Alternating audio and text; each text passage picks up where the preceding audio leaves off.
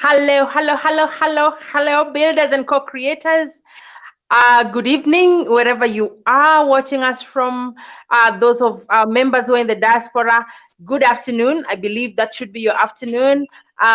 Hello, Nairobians, wherever you are. I hope you're enjoying this rainy evening. And other people from the other cities outside the capital city of Nairobi, I hope you're having a good time. Those of us in the countryside, we hope that you're enjoying the fresh air. I hope that you've had a good week and that your projects are going on as planned. Those of us who don't have projects yet, we hope that your dream is growing and that you're surging closer towards your groundbreaking towards home ownership or towards building something that could secure your future in one way or another.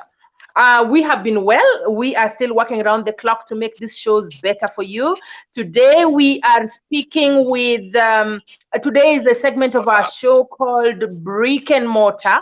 And Brick and Mortar is where we talk to artisans or people, skilled people who actually touch the brick and the mortar. You all know that in a project, there could be a contractor, there could be an architect or an engineer, but then there's somebody who actually touches the brick to lay it on the other. That is the person that we are speaking with today. However, they are not people who are building, they're not masons. We are talking to people who are brick and mortaring in the solar power or solar energy sector.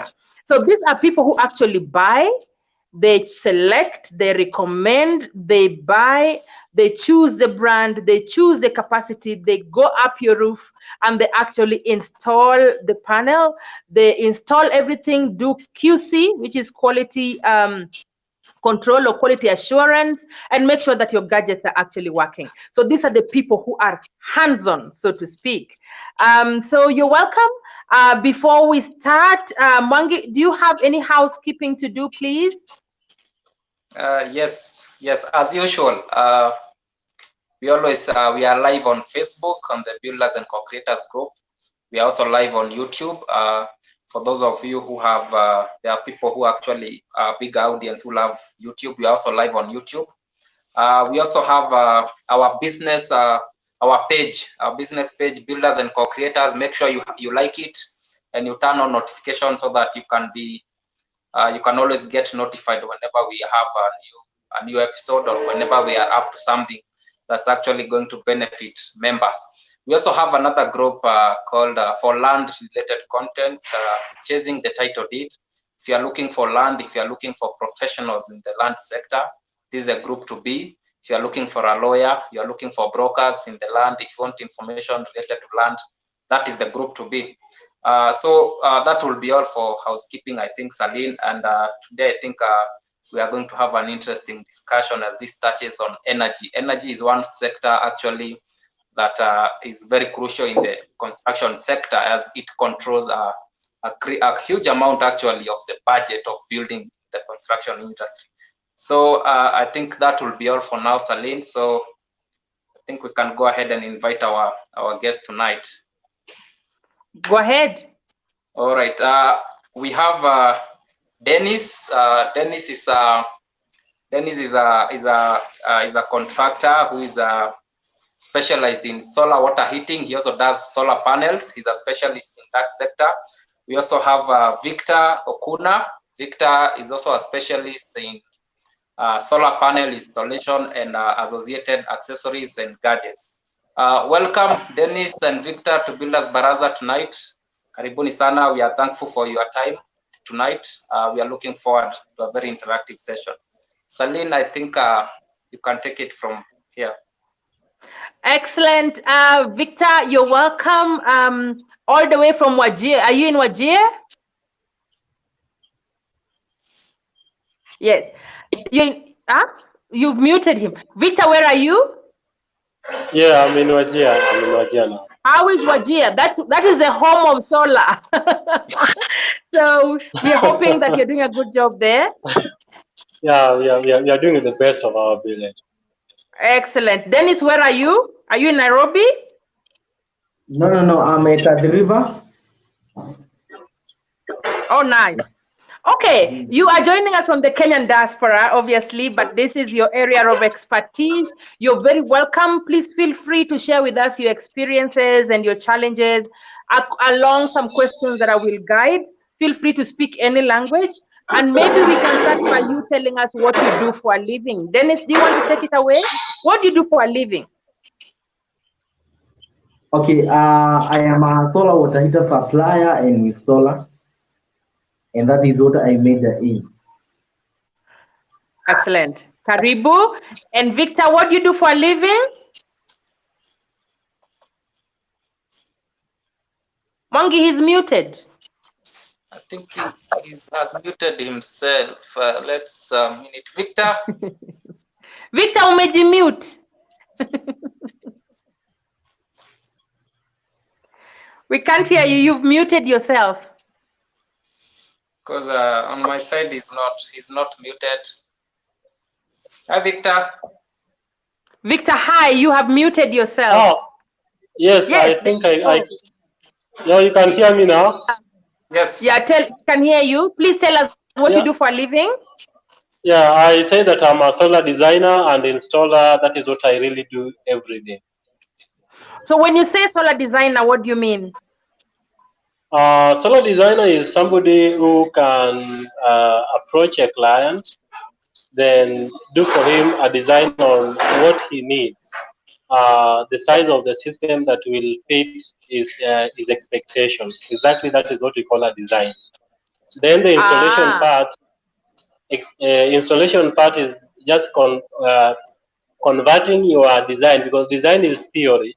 Now you have to convert this theory into practical. That is exactly what we call installation.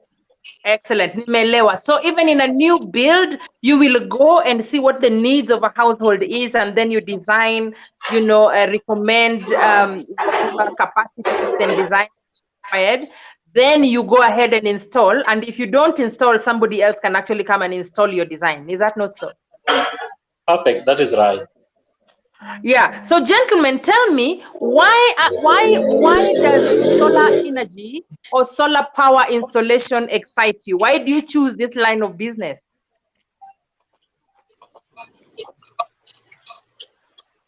Dennis. Okay. The reason I chose this kind of work is because you find most people are using a lot of electricity, are paying a lot of bills when using electricity. But once I designed for them the solar water heater or solar, you find them reducing their bills up to 60%. I chose this line of work because the work is on helping people to go green. That is using the solar. I can hear you, but I'm not too sure that our viewers can hear you. I think there's a problem with your sound. There's some noise from your end. But from what I hear you saying, you're saying that the reason that this sector excites you is because it helps people save a lot of money. Everybody is using power and they're paying very high bills. And from where you sit, you believe that you can help them reduce their bills. Yes. Victor, why does this sector excite you? Why do you choose this sector? Actually, for me, I veered into the sector of solar so that I can assist those who are out of range to get the Kenya Power or the grid, also enjoy life as much as those who are in the cities and those who have really been connected are enjoying. And apart from that, you also realize that solar is not nowadays only for those who are not connected to the grid. But solar is most 80% nowadays are done by those living within the town.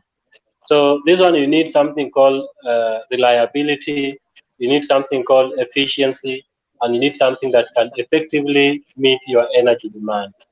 So without those three things, okay. No, I hear you. So you're saying that there are people who are outside the main grid, and you believe that they also deserve the pleasures of life that come with electricity, and so you are here to sort them so that you want an equal quality of life for everyone. And obviously, again, you're adding that that not everybody, even people who are within the grid would still need, power, cheaper power for that And so this is the reason umejitosa uwanjani so that you can sort them. Thank you. I think you're a lifesaver, really. And I like that you're saying that and you're all the way out in Wajir. Yes, Mwangi? Yeah, I wanted to ask actually, I think it's very convenient that he's actually in Wajir, where maybe he can mention a bit about, is it that Wajir, not so many people are connected to the national grid, or or maybe you can also explain to us how is the distribution of the national grid that it has actually warranted in Wajir. Yeah, Victor. Yeah, thanks for giving this opportunity. Actually, Wajir is not connected to the national grid, so that's the information that is there. But currently, they are using generators that are installed within Wajir. So for the first, you hear me well? Yes, Victor, we can get you clearly. Yeah. So for the past many years, the Wajir guys have really been in suffering. Imagine they have been running water pumps because there is no rivers here, there are no mountains, and there are no sources of water apart from the boreholes they dig, and some goes more than 200 meters. So these guys have been really running diesel generators for the past decades since they came here. We don't know when they came, but when we went to the site, we found that they did not really know when the boreholes were sunk or when the standby or the diesel generators were brought. So as an expertise in solar energy, we were called in just to come and actually our work was first of all to come and assist Mercy Corps, which was our main client here, so that we designed for them their office, which is right in Wajir. So after that, we did for them the office, and then from then the office, the county guys approached us to go and now do for them the solar water pumps across the country. And I can really testify that there's nothing that is life changing, and there's nothing there's nothing in this earth that will change the lives of the common mwananchi than giving them free water with the power from the sun. And also, actually, what you're what you're doing, Victor, I'll cut you short. Okay. Because we are going out of scope. I think we can come back to that a little later. Yeah, if you allow me, so that we can continue with the topic of discussion today, and perhaps you guys can tell me why, in your opinion, you think Kenyans, much as they're aware about solar power and the fact that it is cheaper and the fact that it's accessible, how is it that Kenyans don't use solar as much as they should? What's the problem? What are some of the obstacles, Dennis? Some of the obstacles that make Kenyans not use solar because they have not well understood the work of solar, or rather would I say, they have not yet understood how to design a solar that can be able to supply power in their houses. So most of the time, so they haven't understood the design aspect. We can't hear you properly. I think you're a bit far from your phone.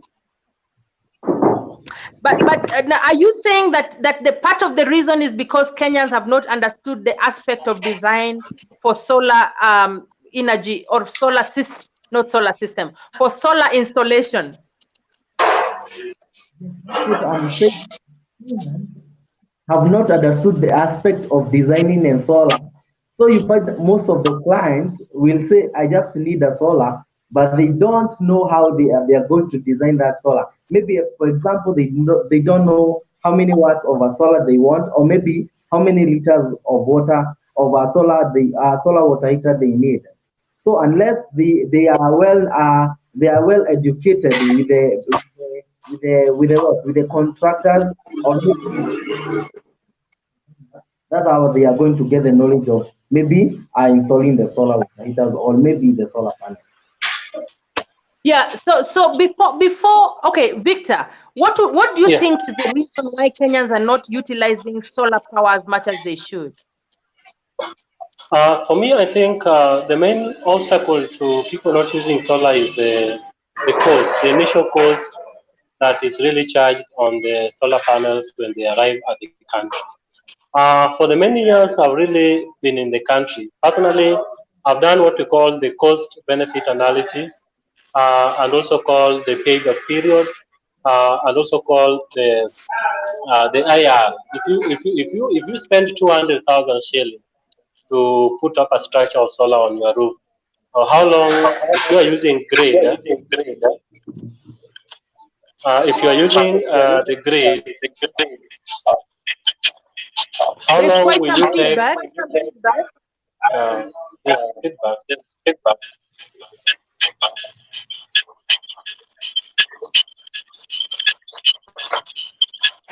Mangi, can you help us? Yeah, I'm trying to get where it's coming from.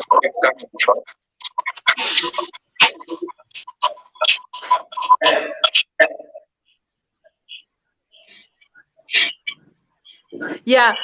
So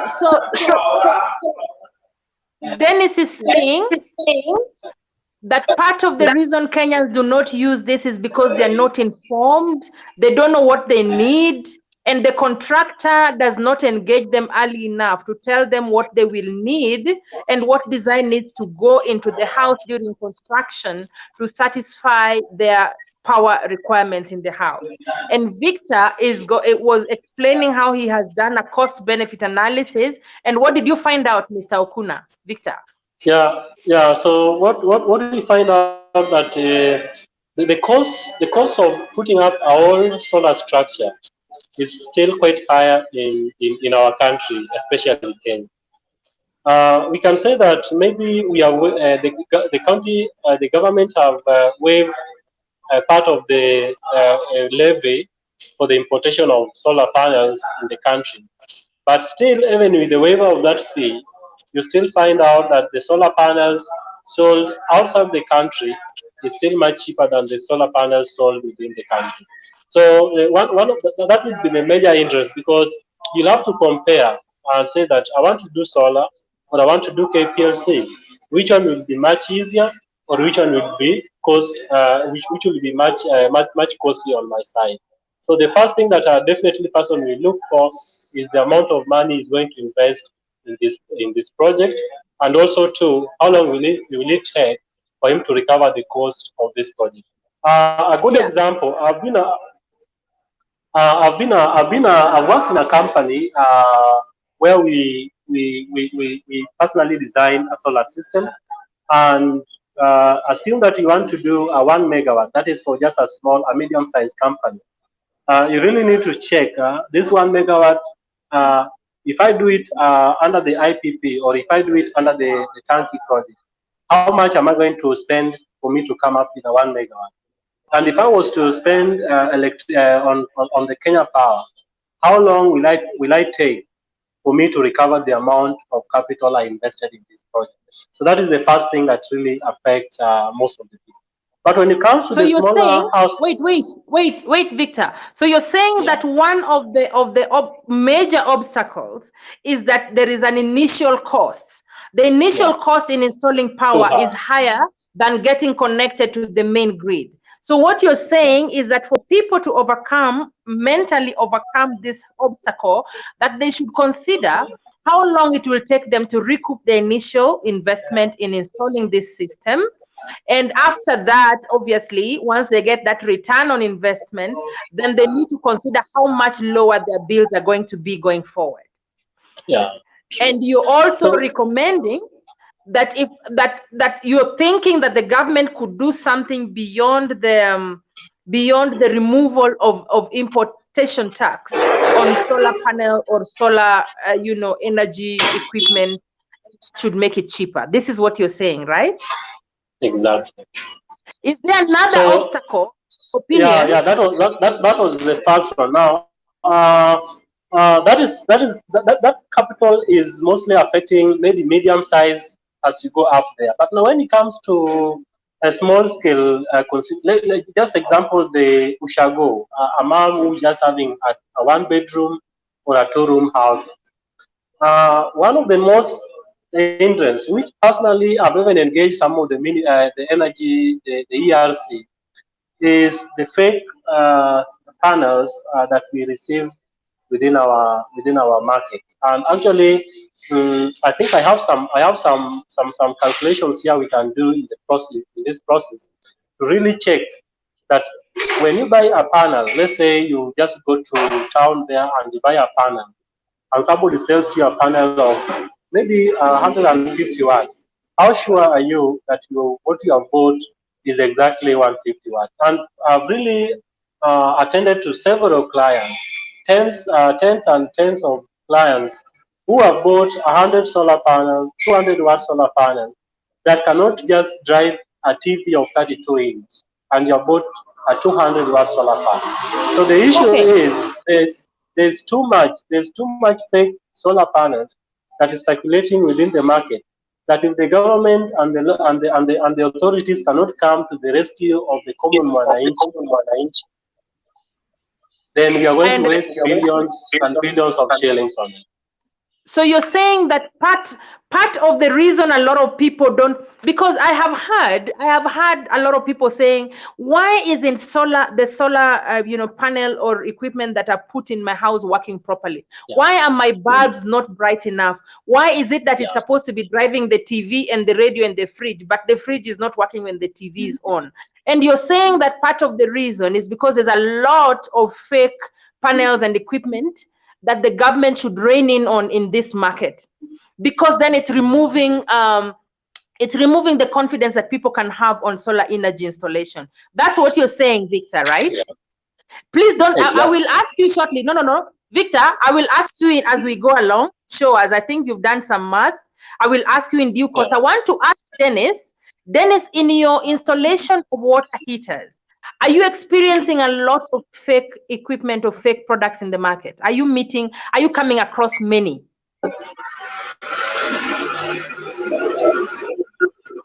I'm coming across a lot of local made solar water heaters. So you find most of the clients, the local solar water heaters, they are being sold at a very cheap price. And when we quote for a client, you find most of them are. Oh, we can't hear you. Can you hear me now? That's better. Okay, what I'm saying, most of the clients from us, they are having local made solar water heaters. So you find yourself, if you quote for a client at a much higher price than the normal price of the local made solar water heaters, they refuse to buy from you. So we are having a challenge of convincing our client that our solar are the best, and they are not the local made, or maybe they are not the fake solar water heaters. So are your solar water heaters locally made, Dennis? So solar water heaters locally made, Dennis? No, solar water heaters, but right now we have the fake one that are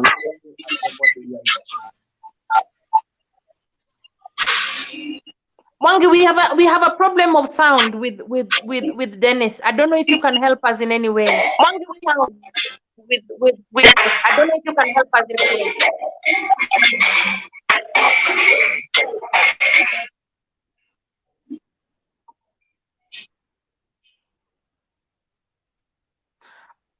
No, you are muted, Mwangi.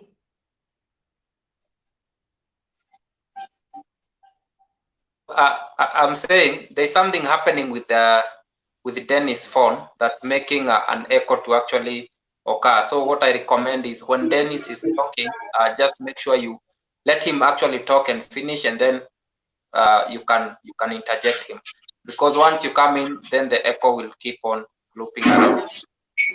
I see. Yeah. So, gentlemen, maybe I go to the next, but I think. I think I want to interrupt you, madam, if you allow me. Yes, go ahead. Yeah, I think you cut me short. There's the third. I said the first one is the price. The second one is the fake materials. Then one of the the third point I wanted to mention is the design. The design. It's very it's very rare to find people who design a system that matches the client's expectations. And this one has made millions and thousands of people buy systems that are a waste on their roof. And that one happens on a daily basis. You can find somebody say that, let me go buy a panel down there in the river road. I buy a battery, I go place in the house, without really doing a design of how will this a solar panel charge my batteries? What loads am I going to use there? What kind of bulb am I going to use there? What kind of TV am I going to use there? So by the end of the day, you find that you have a solar panel, which maybe is good, but because of the difficulties in design, or you didn't undertake a good design from the start of the project, then you end up with a system that may have cost you thousands of shillings, but it's not serving you, it's not really serving you well. So design problems is also one of the key issues that have made maybe several guys not be interested in solar, because they really see at the jirani. Yeah, and how can these problems be avoided while we are at it? Because I hear costs, I hear lack of design, I hear lack of consultation at the beginning, I hear a lot of fake equipment. How can somebody who wants to install their solar system in their house avoid these problems? Tell us how to avoid a fake product.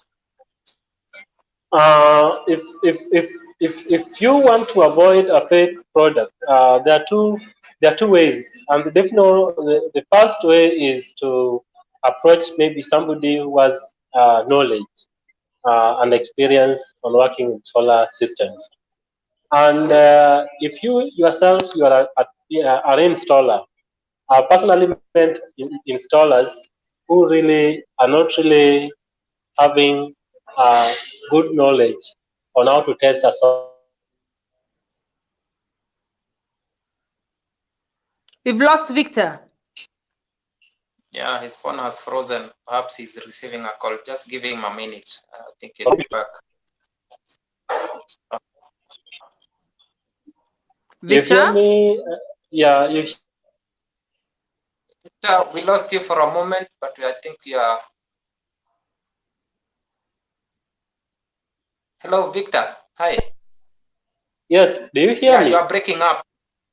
Yes, right now we get you clearly. Proceed. Yeah. This is.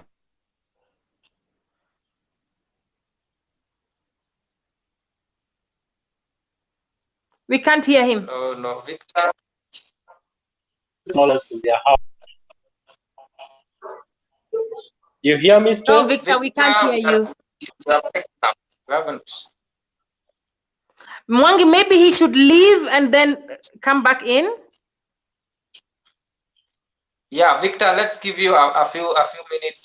Just leave. But you are breaking up on our side. That's why we are recommending maybe you take a leave and then come back. You see there is a button down there for leave. Please leave and rejoin. Click on the link again. Yeah, let me do that. Yeah, so Dennis, how can we avoid the fake items in the market? How can we avoid, these problems that are making Kenyans not use solar properly? Can you hear me well now?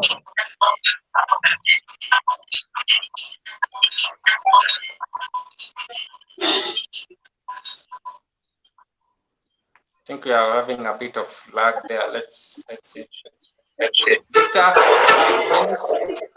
yes, I can hear you. Can you hear me? I asked Dennis a question. Yes. Organized, I think.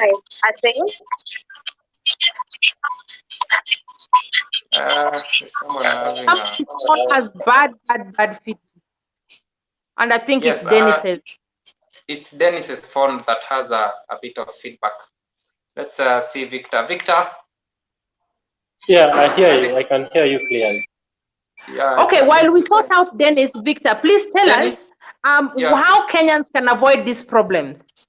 that are making them not using? Yes, that is. Yeah, you hear me? Yes. Okay. I want to just take us through a small way where you can check whether your solar panel is okay, whether your solar panels and everything else is okay. But this one also will require somebody who has a bit of knowledge in electrical. One of the challenges we have is that everyone is doing solar. Even those who did nothing nowadays do solar.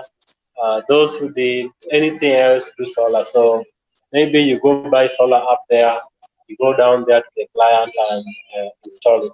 But if you are a solar installer, then the first thing that you should really have is something. Or even if you go to buy the solar panels, you also need to ask them to do for you a test. A test is important for small scale panels. But when you go and buy panels in large scale, sorry, then definitely those companies will sell you the right solar panel. Yeah, yeah. So Tell for us me, how we can test so that we are aware yeah, of time.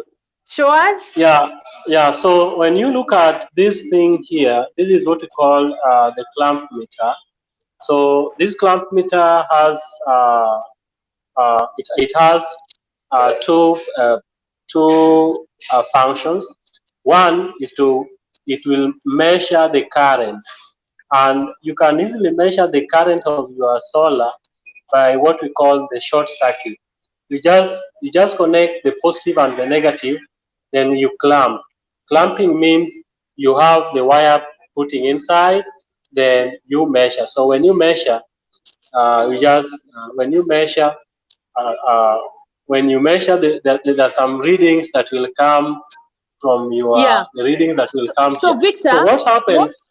do we expect? Because when we go to a shop, the shop owner will not allow us to test. They will want to test it for us. What should we look out for? Yes. So back at the panel, there is what we call the rated. There are things that are written there. So when you find your panel, just tell him to test one, and then check what he's getting when testing is exactly the same as what is written behind the panel. It's exactly like you have. It's just like you have bought a TV of 32-inch and you don't know. You can easily measure and say that this, with your eyes, you can easily see that this is a 32-inch. So you're saying that part of the fakeness in the market, Victor, is that what is written on the gadget is not what is actually delivered. So you're challenging people when you're buying solar panels, and members, please hear him. When you're going to buy solar panel, or when you send somebody to buy your panel and the equipment, make sure that what is written is what it actually delivers, or that is what it actually, the output is. And he has shown us how to measure.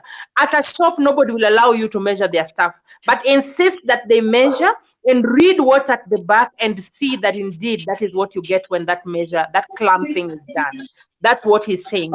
You're using some sort of short circuit. Yeah. I can give you a good example. I can give you a certain example here. Are you okay? Yes. Yes. Beware of time, but I think what you're saying is very important. Yeah, this is okay. Somebody, a client from somewhere went and bought panels, around 44 panels of 250 watts to go and power a borehole of just around 7.5 kilowatts. So the person went to River Road and bought panels, and they were clearly written at 250 watts. But when you read the current and the voltage, those solar panels were 100. What is power? If you know that power is voltage times current, then if it is 200, then the product of the voltage and the current written on the panel should give you the same. And even when you clamp and when the sign, what you measure with your meter should also give you exactly what is written there. So this client bought panels worth almost 700,000 when the money is spent on the panels. But when he arrived at the borehole, which is just close to where we were some 2 weeks ago here in Wajir, he realized that the pump is not working. So actually, we were called in by the engineer for the county to go and really check what was there. So immediately, Okay. yeah. Yeah, I'll cut that story short. We hear you that what is written at the back, you need to test to be sure that the output is exactly what is written at the back of the gadget. Yeah. How else can people avoid this thing, this fake product?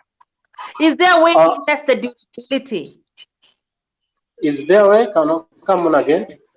Is there a way to test other things so that what I'm taking home is actually what I have bought? Hi, Dennis, you're welcome back. Yeah. Yes. When it comes to the battery, the battery now everyone tests. Actually, battery every seller always have a battery tester. So for me, when I go to buy a battery, I definitely tell them to do for me a small load test. Load test is where you inject a battery to a heater. So the battery tester will show you the voltage when the battery is not loaded. Always they are around 13. So when you have a battery that is new and it is below 12.8, then just put an X and a big X. So when you go to the market, the first thing that that is now on the battery side, the first thing that you need to check is what are the voltages of the batteries. One thing that people do not really know is that when you store batteries more than 6 months, even the manufacturer say that you don't need to store batteries more than 6 months without recharging them, because there's something called a discharge, self-discharge. So you find out that the markets, the stores down there, stores batteries even for 8 months, and their voltages will have reduced from 13 or 13.4 to way below 12.6. When you have a battery that is 12.6, know that 80% of it, 20% of it is already gone. So the first thing that you need to check on the batteries, just tell the client, your customer, not your customer, but the person supplying, to measure. So once he measures, you need to verify that your batteries are at least 12.8 volts. Then what he needs to do, if he has that tester, let him load. Any battery that goes below 12.2 when it is loaded, then that battery is not in a good status. And that is Condition. exactly. Yeah. So guys, what Victor is saying, beyond reading the what is written on the panel and being tested in the shop to see that indeed the output is the same as what's written, also check the quality of your battery. Quality of your battery could be reduced by the length of time it has been stored because of self-discharge, and therefore you need to have that tested as well. And you say that anything that goes below 12.6 is a battery that's not good enough. So guys, educate yourself about voltage, about wattage. There are things that we cannot teach you on this baraza. I hope you are attentive during your physics class. and you need to know what is required. You need to speak with your contractor so that you know the wattage that you require, you know the voltage. So when you go to the shop, you are educated enough. Yeah? Dennis, how can we test the solar water heaters in the market to be sure that they are not fake?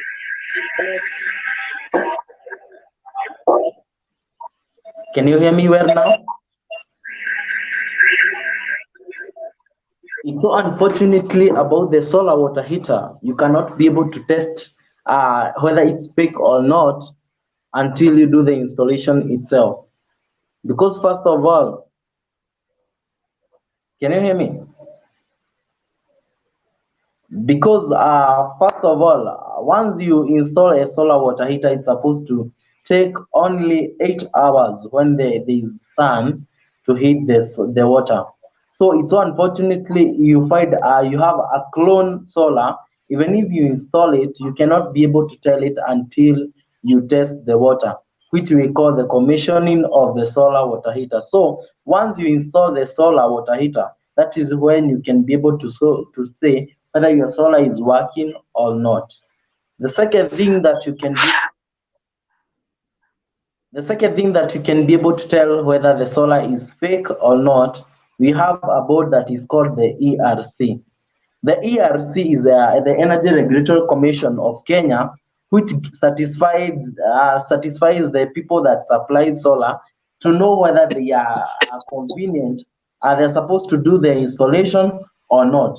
So if you are not supposed to do the installation, you don't have the certificate. So you find most of the clients are installing the solar. They're having the contractors that are installing the solar for them, and yet they don't have the ERC certificate. So most of the clients will just go for the price and not the quality, and they're not going to check whether the solar is of high quality or not. So the best thing is you install the solar, and then you see whether, or when the commissioning of the solar is done, you see whether the solar is working or not. But let me ask you, Dennis,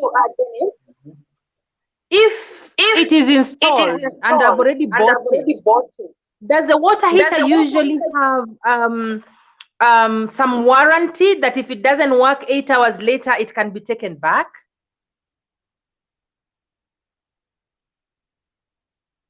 A warrant, we give a warrant of 10 years. So, and it's so unfortunately you find the people that are selling fake solars are giving a warrant to client, but once the solar doesn't work after the payment, they just vanish it to the air. When you call them, they cannot come back to rectify the problem. So you find yourself, you're having problems of investing for another solar. So you find most of the time we go to replace other installed solars which don't have warrant, which are not working. Okay, so members, what the gentlemen are saying is check your gadget at the shop, have it tested, check your battery, have it tested, check if the person installing for you has an ERC certification, check that your warranty involves and includes a problem after installation, and check that the people you're dealing with are people who are actually going to come back and fix your problem if indeed there is a problem with it. Because like Dennis says, the solar heater, you cannot tell that the water heater is not working until 8 hours later, and that time it has been installed. So these people need to guarantee you that if it doesn't work, that it will come back, because sometimes they give you the warranty, but the warranty as well is fake. So kazi kwako, angalia kama unafanya kazi na mtu ambaye ako well certified and somebody who is trustworthy. All right. By the way, Victor and Dennis, is there a body or a regulating body where members can actually report somebody who had the ERC certification and then they disappeared when things didn't work? Mwangi, you've muted everyone. Yes, Victor, I see you're on. Can I report a rogue person who comes and installs and it doesn't work and they disappear?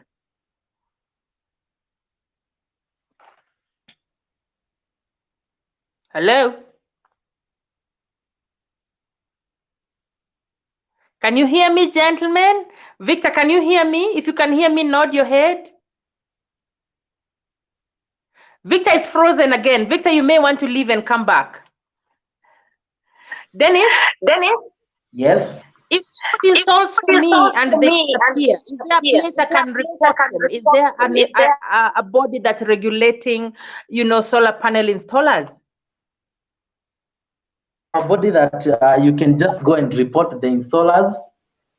It's located at South Sea. We have a ERC. We have a ERC offices at South Sea. We also have ERC offices at Upper Hill. So once a person installs for you a solar and it is not working, you can just go and report them there. Another thing that you can do, it's very good to go and check the offices of where you are buying the solar. It's also nice to check whether the company that is selling for you the solar has done, how many years has it been in the market.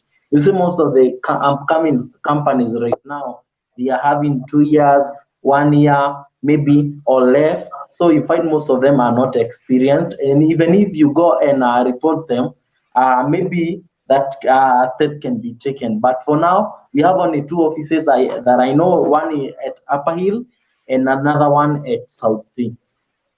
I see. So while you're on, Dennis, tell us, to move this discussion on. If I am building a house and I want to be able to enjoy solar energy, or solar power in the house. Is there anything I should particularly look out for, or something that I should particularly address during construction?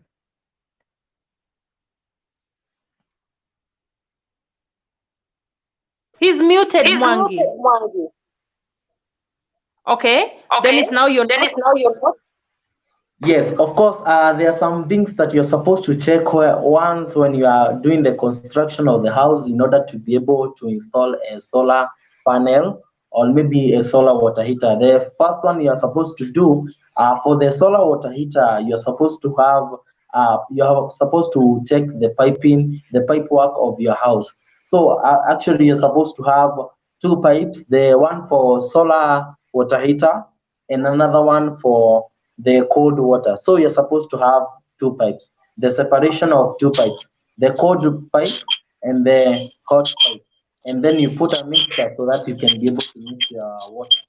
Because the water that comes from the soil is very, very, very much hot, up to 4 degrees. So you are supposed to check whether you're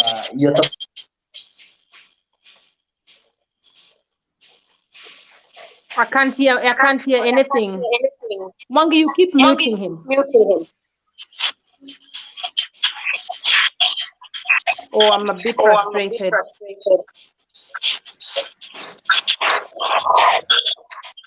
Hi, Dennis. I can hear you. Can you hear me? There's a lot of echo around.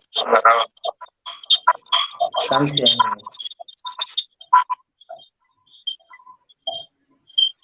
Can you hear me?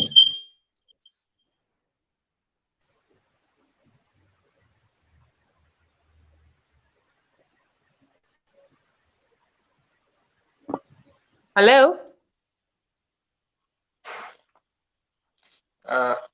We are having a bit of an echo from his phone. That's why it's keeping coming back. Victor, if you can hear us, just do that thing you did earlier. Just quit and then come back, because we can't see even your video, Victor. If you can hear us, just quit the studio, then come back later. So Dennis, I see you're back. You're saying that if I am doing a construction and I want to enjoy solar energy in my water heating system, what should I do? Okay, as I was saying, can you hear me now? Yes. As I was saying earlier, when you are doing the construction of the house, you're supposed to have double pipes. That is one for cold water and another one for hot water. So basically what I'm saying, you're supposed to have two pipes and a mixer, because once the water from the solar comes, it comes when very hot. That is, you cannot be able to touch the water. It goes up, sometimes it goes up to 96 degrees. So you have to have two pipes, one for cold water, and another one for hot water. Yeah. Okay, so you're saying, okay, so members, really what he's saying, because it's not too clear, but what I would urge you members, that when you're having your construction done, and you think that you're going to need water heating, solar water heating, please speak to your contractor and the electrician so that they can advise you if there is any additional consideration you should make. Dennis is recommending that you have a double pipe, because there's a way that the water from the solar heating is so hot that you can't touch it. So you need to have some sort of piping done in a special way to enable you enjoy the water. Yeah, and that is for water heating. Unfortunately, we can't find Victor right now. I will carry on. Is there anything else, Dennis, that we should consider in construction? Yes, I can add for the solar panel.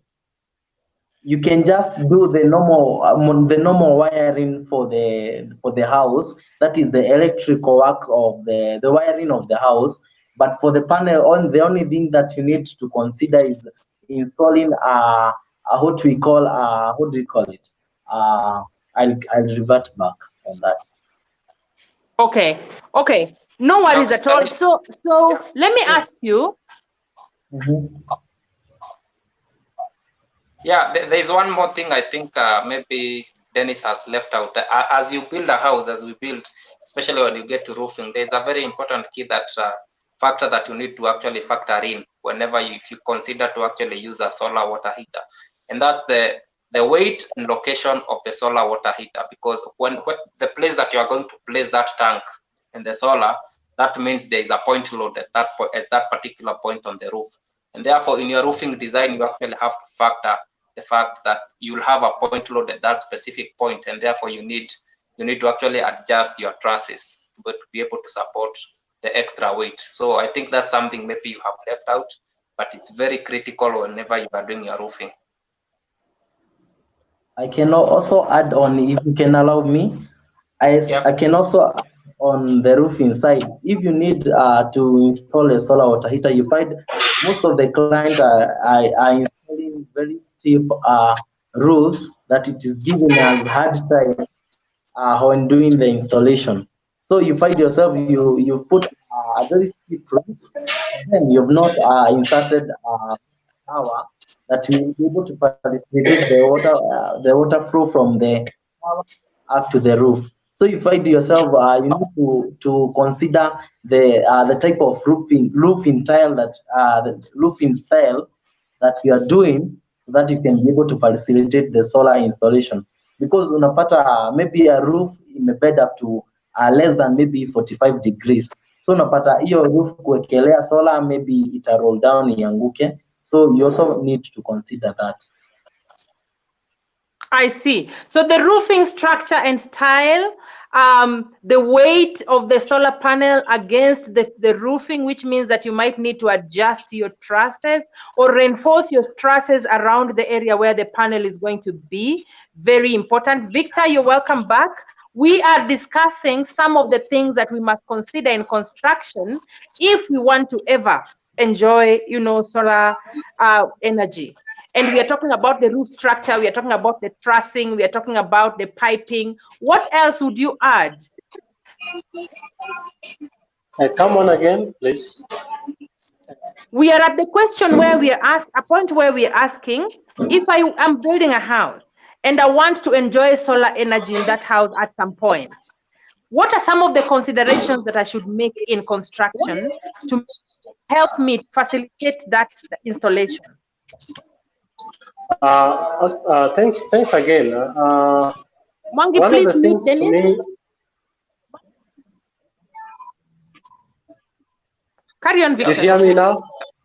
Yeah. For solar PV, a client should really check the status of the trees around his home. We are in a world where the trees are very rare and they cannot be cut. But again, the sun works with the sun's rays. Therefore, before you actually go up there and install the panels, an installer should actually first evaluate where will he get the maximum sunlight. There is a debate that whether do you need to put your sunlight to the west, to the east, to the north, or to the south. But to me, as a designer, I always leave it that in Kenya, where we are where we are within the 4 degrees north or south, then putting solar anywhere, facing any direction, has no effect on the energy yield. But what will really affect the energy yield is, one, the trees that are around the home. So if you have the trees mostly on the back of the house, then better you have the solar panels in the front house facing the reverse. Then the second thing is the tilt angle that we install the solar panel. This is a question that actually we really discussed some years back at the University of Nairobi when you are doing the training. What should the tilt be? The tilt, according to me, should be around 7 degrees to the maximum 15 degrees. 15 is just on the higher side. So why is the tilt important? Yes, the tilt is important because it will give you what we call the cos phi. A solar panel will pick maximum sun radiation when it is at 90 degrees, when it is placed horizontally and the sun is at midday. So the sun's rays Yes. falls on it at 90 degrees. When the Yes. sun goes towards the east or towards the west, then there will be that the angle where the sun's rays hit your solar panel. That angle is actually what we call the cos theta. So the cos theta, which is at 90, is almost is 1. Therefore, means that you achieve maximum sun's energy, or you can harvest maximum sun's energy when your panels are directly facing the sun's rays at 90 degrees. So tilt angle are always placed to ensure that when there is raining, there's what we call free cooling. Free cooling means you'll have leaves, you'll have things like dust, you'll have things like particles settling on the solar. So for you not going up the solar to clean it every moment, free cleaning means that 7 to 15 degrees will enable your solar panels to clean themselves whenever it rains. So when you go past 15 degrees, they know that you are already losing more energy that you have really harvested. And especially if you take an example of 270 watt solar panel, if you install it at 30 degrees angle, that is the normal roof, and assume that it is facing north or south, then from the 270, what you are going to get maximum is 270 cos what? Cos 30. No, And no, that no. is that, Okay. and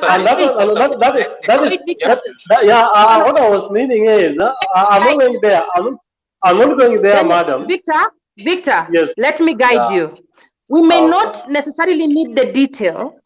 I want you to share with us what some of the things that we should consider when we are installing a solar panel during construction or later. So one of the things that you have mentioned is the angle, is the vegetation around the house, is the ability for it to clean itself. If you can give us those top lines, and then I will probe where it's not clear. Avoid too many examples because we have a number of questions. That is understood then. Yeah. Okay.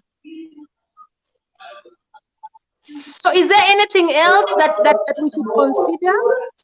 Yes, the last thing you need to consider when doing solar installation on your roof is the distance between the roof and the solar panels. You don't need to place your solar panels directly on the roof, and especially if it is a mabati roof. That is because the heat generated from the mabati may go as much as 70 to 80 degrees during the day. So as an installer or even the client himself, we should always ensure that your installer install your solar panels between 10 centimeters to around 20 centimeters and so forth. But the minimum 10 centimeters or 15 centimeters will guarantee what we call self-cooling. So when there is wind blowing, then it carries out the heat and goes in. So never place yourself solar directly, even if the roof is almost flat, like the shops and so forth. Just ensure that you just give it some few inches or few centimeters from the rooftop. I think that is what excellent. I had. So that it can take advantage of this self-cooling thing, right?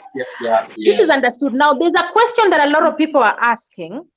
Can a household, say a 3-bedroom household, which requires microwaving, which requires lighting, water heating, TV, fridge, ironing, radio, because those are the basics. Can that kind of household really fully depend on solar energy? Really? Yes, that's a very nice question, and everyone always asks me whether they can. Personally, me, I use solar panels on this and mark them. If you want to do solar, you need to mark them. 1, TV. 2, radio, whether it is a home theater or anything else, or a subwoofer. 3 is a very interesting point. Is the microwave. Microwave can use solar because most microwaves are just 1,000 watts. So, but a point to note is your design on your inverter and the batteries. Very important because a microwave will only consume 1,000 watts or 1,200 watts for just 4 minutes when you are heating. So if you install 1,000 watts solar panel for just 4 minutes, then just check the amount of wastage you have. But if with a good design, you can have your microwave, a good battery, just a small panel, and you heat your food maybe in the morning or in the evening. Then fourth, we also have the fridge, and the fridge also is very important. That a fridge will always, because the fridge uses what we call a compressor, which is a motor on itself. The fridge always uses around 3 to 4 times the starting torque, the energy you need to start the compressor. So you always realize that if a fridge is a small one, like let's say just the normal fridge of 135 watts, you need an inverter of almost 1,000 watts, which is a pure sine, to start this inverter. So you just need to start it. Once you start it, then the power consumption goes down. So it is also very important. Yeah. So what you're saying, Victor and Dennis, is that it is so important during the design period, during the purchase period, when please mute, Mwangi. It is so important, guys, viewers, to know what gadgets you might use in the house and engage an instructor who can do the math of what is required to start a compressor, what is required to heat food for 4 minutes, what is required to run a TV, what is required to do ironing for 1 hour. It is so important that this person tells you the amount in terms of wattage that you require, the amount, to design for you and tell you what you need to separate from what. So rather than just going to buy a panel and a battery, please engage the services of a designer and be upfront with them and tell them some of the things that you will be using in a house. Because if I borrow from what Victor has said, indeed it is possible to run a full house on solar, but you need to have input that is sufficient for your requirements. And that can only be calculated for you by a designer upfront. Is that not what you're saying, Victor? Perfect. Look. Oh, I think we are losing him. Can you see anything? What are you doing? No, I just wanted to show you what you exactly. That is just is a clip. No. Explain it to us briefly. We've lost him. We've frozen again. Yes, it is a guideline. It is a guideline on I need to do. Okay, do this for me, Victor. Do this for me. If you can take a picture of it after this interview and post the picture on the thread at the bottom. No, it's not a picture. No, you will take a picture of it with your phone, and because people are commenting on this thread, you can post the picture there, that guideline. Then they can ask you questions. You can't show it to us right now because of time. Is that fair? And there's no. Yeah? Yeah, you hear me? Yes. So please take a picture of it. Either send it to me or to Mwangi, or post it on the thread, and then people will ask you questions based on that picture so that you can explain better, because we can't go through that in the show right now because of time. Okay? Yeah. Tell me, guys, if I need all these gadgets in the house and water heater, and I need to iron, and I need a microwave and all these things. Does each of these gadgets need its own panel and battery, or are there some that you can combine? What can you combine and can you not combine? Dennis, speak. Yes. Just a minute, Victor. Then is there anything you can combine? And what must you not combine? I guess the question is supposed to be directed to Victor. Okay, because he's the designer. Victor, go ahead. The solar panel, not the solar water heater. This is Okay, true. okay. That is much true. For me, I would rather have everything under one roof. Everything. Why? Assume that you have separated them. That you have solar to pump water, separate with solar for the house.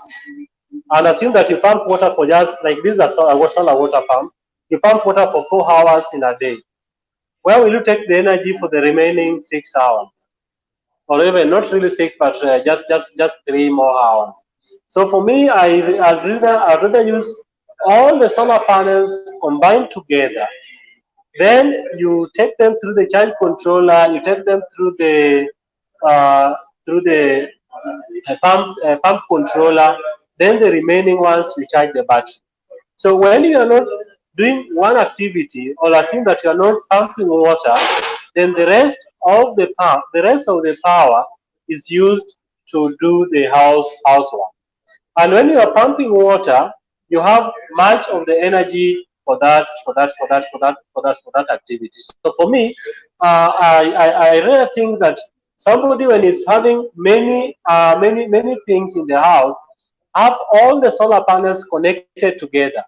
Then after connecting together, you can now separate. You can now take them to you can now power different machines using the same solar connected together.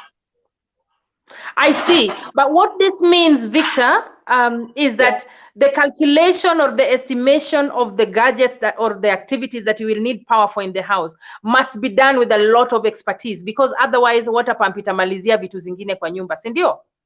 Exactly, and I think I don't know. I just don't know how to take a picture, but I could have taken a good example of what you really need to do on such in such scenario. Yeah, don't take a picture. And if you must take a picture, because some of these things are better expressed in pictures, take the picture and post it on the thread when we are done. Sawa. Then people can ask you questions, because I can guarantee you this show is going to generate a lot of questions, because power, solar connectivity is a relatively new thing. Okay, now tell me, is the wiring for solar power system the same as the one for the main grid? Is the wiring the same? Exactly, they're the same. There's no difference. Okay, so assuming that today I have a house that is running on the main grid, and suddenly I realize or I get money where I can now install, a solar system, I need to change nothing. You change absolutely nothing. But you need to ensure that your systems are very efficient, very, very efficient. If your systems are not efficient, very what? Then efficient. Mm-hmm. If you are not efficient, then you'll be blaming the person who installed for you the system that he didn't do the best. What do you mean efficient? Yeah, that's what I wanted to explain. Most of us, almost 90% uses energy saver bulb. Energy saver bulb, and everyone, almost 90% of those guys have gone to uses, and I'm very sure maybe Saline, your house still has energy saver bulb. So energy saver bulbs are these bulbs that have tubes, easy circular tubes. Yeah, they are called energy saver. This energy saver bulb, one is 18 watts, and if you have maybe 10, which is our average house, so you have close to 180 watts. When I go to install solar, I ensure that I change these things to LEDs, and 18 watts bulb holder energy saver will consume an equivalent power of 5 watts. So if you're using 180 watts on your house, then 5 times 10, I will have reduced the power consumption from 180 to just 50. That is the only step that will make you or guarantee that your systems will work. Salines, people think that water heater or that instant draws more power or more bills. No. The lightings in the house is the biggest is Oh no. We are losing you again.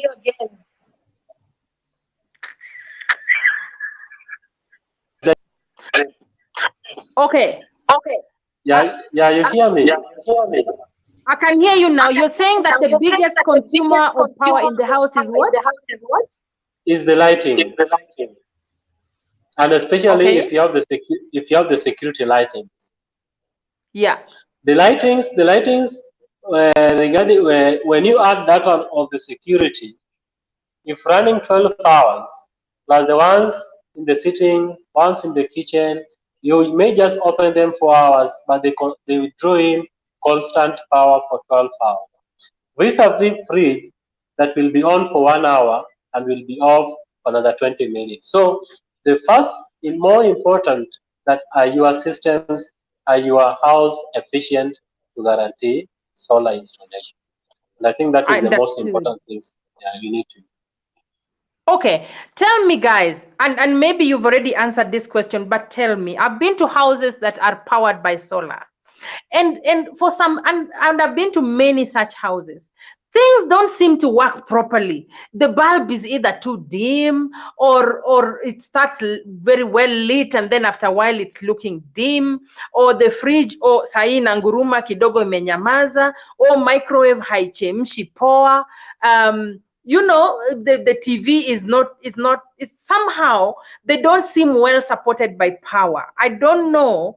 And perhaps you've already answered it because of you mentioned the fake gadgets in the market. But I need to understand really, why is it that most houses I have gone, or other people have gone, why is it that these houses, the things don't seem to work properly? Is there a problem with solar power? Saline, I wish you were close to my mom's place and you see by yourself whether lighting for solar is dim. Lighting for solar is absolutely as bright as the Kenya Power. But what's the problem? The problem is the type of bulbs. I mentioned for you, are you efficient? When you take 18 watts bulb, this is energy saver, and you convert it to LED or 5 watts, you're going to have much lumen or much flux compared to the person using the energy saver. And actually, maybe to just say, I came to Wajir from Nairobi 2 days ago. We had a flood, so we had slept on the road for 2 days. Where we slept, we found a mama having solar that is so dim. I just gave her two bulbs, and the compound was just more and more bright. And actually, you could see everyone and everyone's face as far as 20 meters coming towards you. So what you need to take care of is the kind of bulbs that you use. Then for me, on my side, I never rely on DC bulbs. I rely purely on AC bulbs. People think that because I'm using solar, I cannot use the normal bulb. The normal bright lights on my side. No, solar will even work with the fluorescent tube. Solar will work with the normal bulb you put in a steamer. So don't rely on the DC bulb. They are very dim. And for me, even where I am, I really like very bright place. So don't think of going DC bulb, go for AC bulb, convert your system to AC, and you will forever like your system. So what you're alluding to is that it's not just the connection and the fact that the heater and the lighting works. The accessories that you use are also important in the delivery of what you desire. So guys, when you go to buy, don't just go to the shelf peeping, reading, hey, which one is for solar, which one is for solar. Ask somebody which one works so that you're having the kind of lighting. And how about, Dennis, how about the solar, water heater? How is it that it never, I wouldn't say it never, but somehow things that are supported by solar just don't work properly? Tell me your experience with the water heater. So my experience with the solar water heater is you've designed a solar for a client. Like taking for example, we have 200 liters of solar water heater and 300 liters of water heater. So if I 200 liters of solar water heater can serve a maximum of 6 people, and 300 liters can serve up to 11 people, 9 to 11 people. So if I have designed a solar for you, maybe 200 liters have come and installed in your house, 200 liters, and I've clearly advised you that you're supposed to use only 6 people. Sometimes you get visitors, so you find yourself that you've already consumed the 200 liters, and you also need the water to be heated again. So you find that the water has already finished in the isha kwa solar, and you find yourself you're having cold water. So it doesn't mean the solar is not working. What happens is that we advised for the load, and then you increased the number maybe of visitors, or maybe you increased the number of load that you're supposed to use Yeah. there. No, I get it. So members, what the gentlemen are saying is, one, accessories is important. Use the right one so that you're getting the kind of output that you desire. And secondly, remember the load. Yeah. If your house was supposed to have one microwave, and then suddenly everyone has a microwave in their room, and then your water heater was supposed to 300 liters for 9 people, and then one day you have a wedding and you have 50 people and they all want to shower with hot water, it will not perform, because it's not the main grid. So always remember before, because the reason I bring this up is because a lot of people, me included, are losing confidence in the support of solar power and solar power connectivity, because everywhere I go, something seems to be wrong. Light is just dim, but then I think we need to remember the accessories and the load. And we have very few minutes left here. And one of the things that I want to ask, and maybe it's obvious, but you can tell us the extent, is solar power really cheaper than the main grid? Victor? Yes,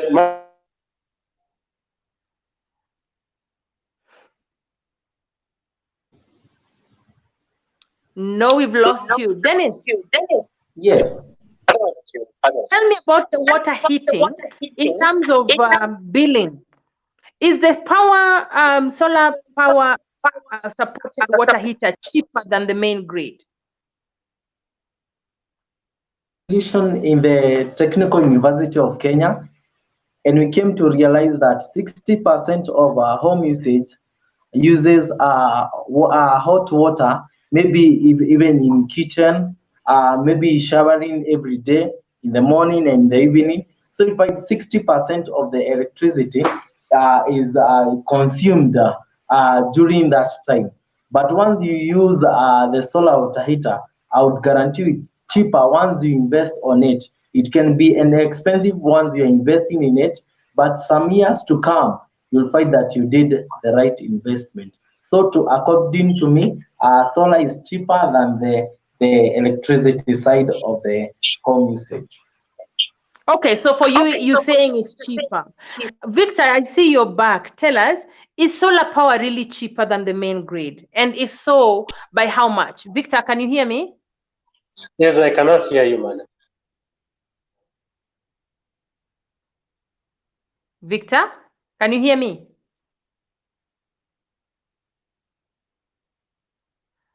Victor can't hear me. I think it's hanging again. Dennis, back to your response. Yeah. So assuming that I'm spending 1,800 shillings on water heating on the main grid, by how much does the power, the solar panel or solar heating reduce my bill? If I'm using the same amount of water from 1,800, how much lower can it be? Goes up to 60% because you have to shower in the morning, you have to shower in the evening, maybe you have a house help, she has to wash the dishes all through, maybe in the whole day, for the whole day. So at the end of the day, it will reduce your bills by 60% when you install the solar water heater, or maybe I see. the solar panel.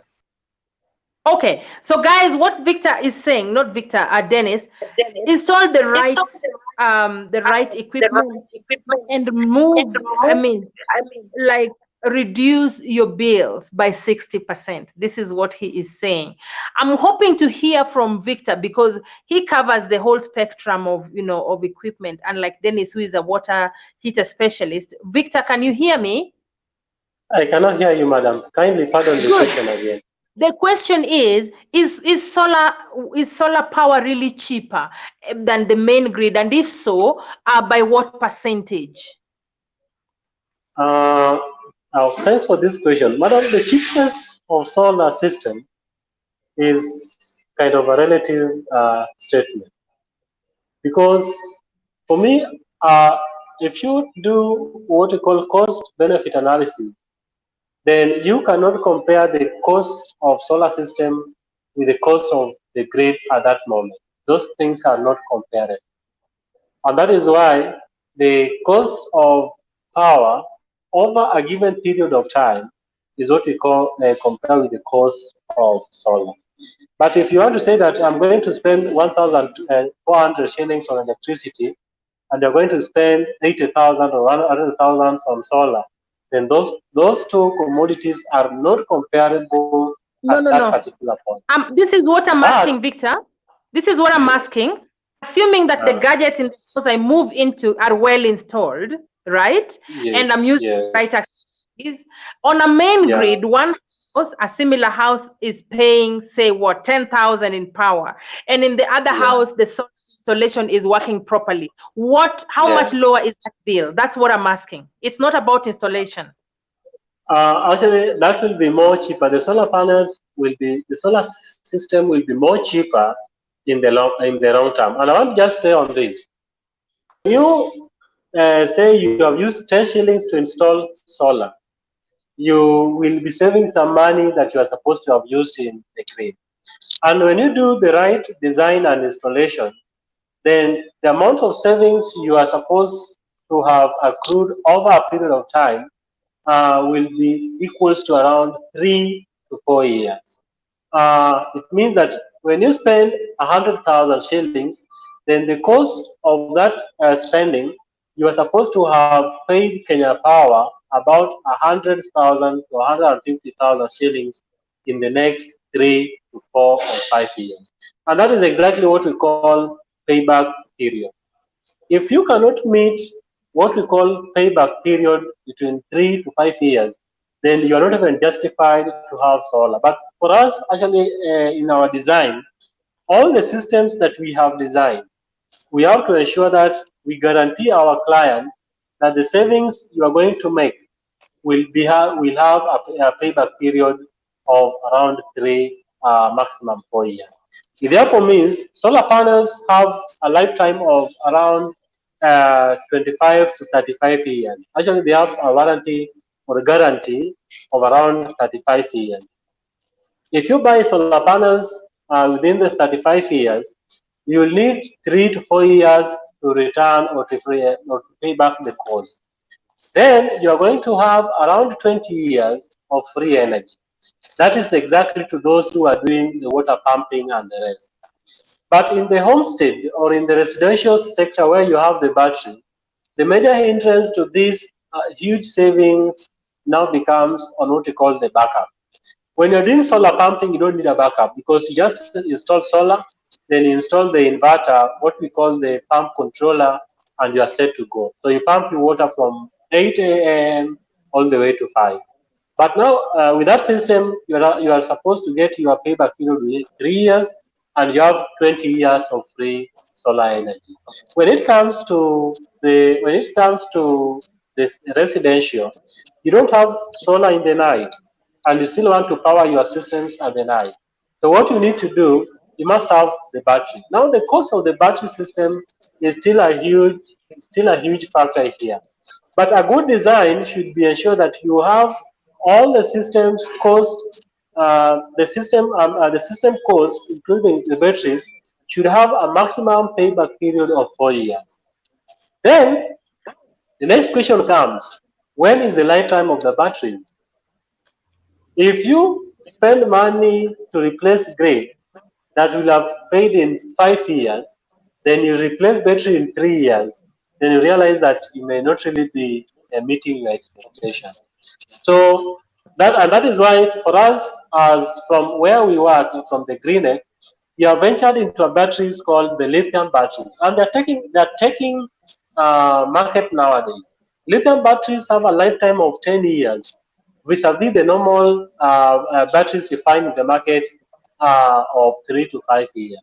So for me, I will urge, even though lithium batteries are still expensive, but when you want to know, when you want to get when you want to really have the savings of the system, then you may need to go and factor in the lithium batteries. The cost may be just 10% more, but you'll have almost 5 years guaranteed lifetime of the lithium battery. And especially what we are doing here in Wajir is a project that we did at 35 kilowatt hours using the lithium batteries.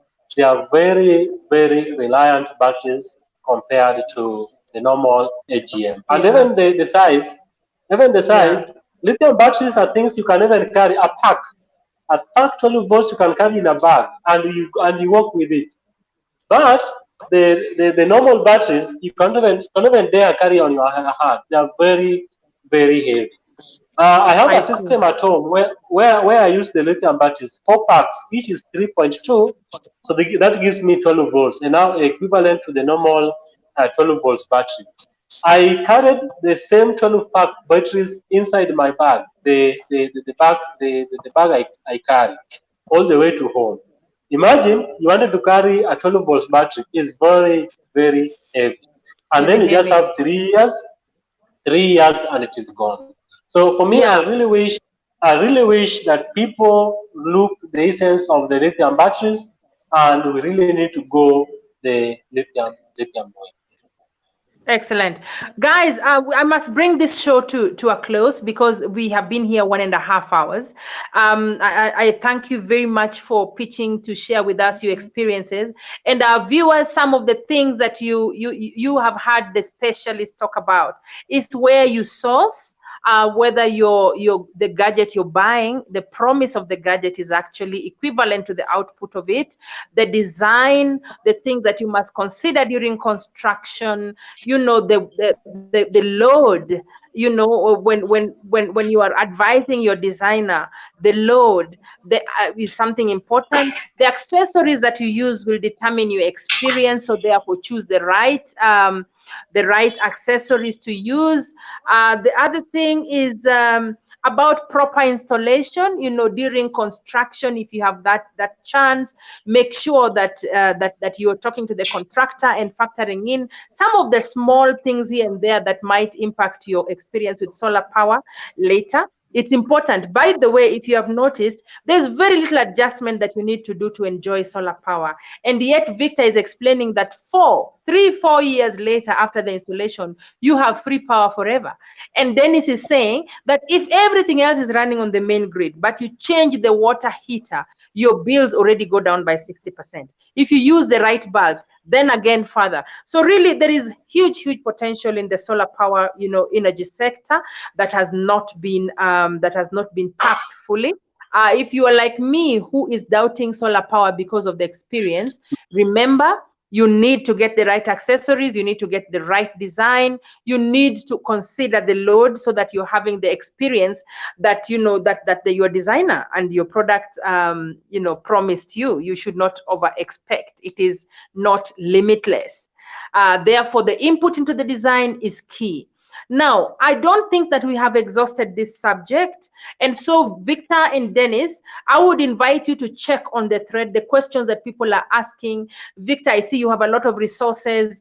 Please keep discussing on this thread. Let people reach out to you when they need some help, so that you can answer some of their questions. Now, Mwangi, I'm sure that we took Victor and Dennis's numbers for purposes of consultation. Guys, if you have a need for solar water heater installation, the guy to speak with is Dennis, and his number is, Mwangi? I think I'll be able to share in the thread. I don't have them right away right now, but I'll be able to post on this thread. So please check the thread. Yes. Yeah, check the thread, or Dennis, please update your thread, the thread with your contact. And so for Victor Okuna, he is a designer. He has gone to school to learn this thing. He is working with the county government and is very knowledgeable when it comes to design, to input, to output, everything that you require. Please, Victor, update your contact on this thread so that people can reach out to you for consultation. I'll be your first customer because I've been looking for somebody who's reliable. So guys, we have resource in here. They are giving us these services free of charge in terms of knowledge. There's a lot of learning that should continue going on, because this forum is created for your education, for your information, for your sourcing, for installation and things like that. Other than that, I will release the gentleman. Mwangi, do you have any other observation or comment before we go? But I have a comment, madam. Yes, make it short, Okay, Victor. Victor, go first. Yes, yeah. Let me just make one comment. Madam, I want to say that nobody is perfect in this world, and especially in construction. People make mistakes, and some are really lethal. But I would really wish to urge people in the construction that let's always have an open mind where we go, where the trainings are. There are a lot of trainings for solar nowadays, solar for cooling, solar for houses, solar for everything, solar for water pumps, and so forth. Please don't sit down there thinking that you don't know about solar. Solar is saving the environment for your future kids. If you destroy your future of today, how will your kids of tomorrow be? Agreed. Your friend, your neighbor, install have solar systems, have trees planted, then you are guaranteeing that the people you are leaving behind for tomorrow generation will be having a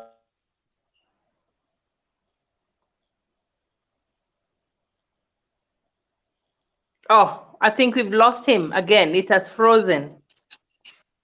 Yeah, it's frozen. But Victor, Yeah, Mwangi? still there? Victor, yeah, he's back.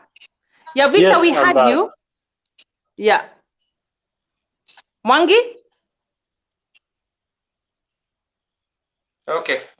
Thank you, Victor, for actually being with us here. Thank you for showing up and creating time for us tonight. As a closing comment, Celine, something maybe to appreciate is in the construction industry is that I know many people have heard about sustainable development or sustainable building, or either way you have heard about green building. And this is a concept actually developed to make sure that we are building in a sustainable way, while at the same time we are concerned with the resources that we have. We are building actually to be able to utilize, reuse, recycle, those concepts. And one set, this one applies mostly is on energy. And in energy, that's why we have seen the government has been actually investing more on green energy of course. And as an example, just to touch up on some of the other green forms of energy, one is solar, which we have discussed, I think, extensively, but we haven't covered anything. One is solar. The other one, we also have geothermal energy. For example, what we have in Olkaria in Kenya. It's also a form of green building. We also have hydropower, the one driven by the water, the natural resources water. And I think lastly, we also have the last one is wind power. Wind power. I'm sure earlier this year we saw the government launching also huge a wind farm in northern Kenya. So these are actually these are like forms of other energies, green energies that are actually we are seeing a lot of investment going into that, so that to promote sustainable development, conservation of energy and resources, to make sure that we are living in a sustainable. We are actually practicing sustainable practices in the construction industry. Thank you so much for this session, Victor. And Dennis, I see he has jacked out. Dennis, if you are there, if you're listening, thank you sana kwa wakati wenyu leo. Thank you. Celine, I think, Yeah, so gentlemen will be reaching out to you. Please comment, keep commenting on the thread and keep educating people. We'll continuously reach out to you. And yeah, thank you for spending 1.5 hours with us. We appreciate your input and your education very, very much. So builders, keep asking questions, keep making corrections, keep getting information. We have the resource here, and God bless your projects. Keep building. Thank you very much. Thank you. Don't forget to subscribe on YouTube and our page. Thank you and have a good night. Good night.